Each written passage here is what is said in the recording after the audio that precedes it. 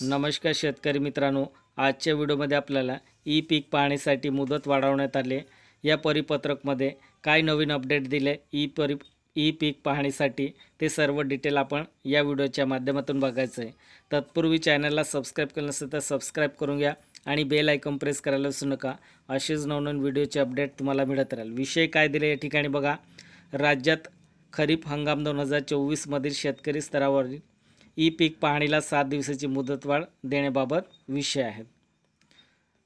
पुढे बघा, राज्यात खरीप हंगाम सन 2024-25 हा दिनांक 1 ऑगस्ट 2024 पासून सुरू करण्यात आला आहे। दिनांक 15 सप्टेंबर 2024 पर्यंत शेतकरी स्तरावरील पीक पाहणीकरिता उपलब्ध आहे, परंतु राज्यात बहुतेक ठिकाणी मुसळधार पावसामुळे शेतकरी स्तरावरील ई पीक पाहणी विविध मुदतीत पूर्ण झाली नाही असे निदर्शनास आले आहे। तसे अद्याप याबाबत योग्य प्रचार प्रसिद्ध न झाल्याने शेतकऱ्यामार्फत पिकाची नोंद ही अत्यंत कमी प्रमाणात नोंदवण्यात आली आहे।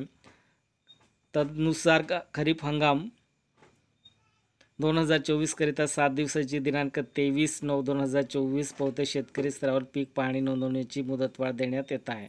तसेच सहाय्यक तलाठी स्तरावर पीक पाहणी मुदत 7 दिवसाची 24/9/2024 ते 23/10/2024 पर्यंत मुदत वाढ देण्यात येत आहे।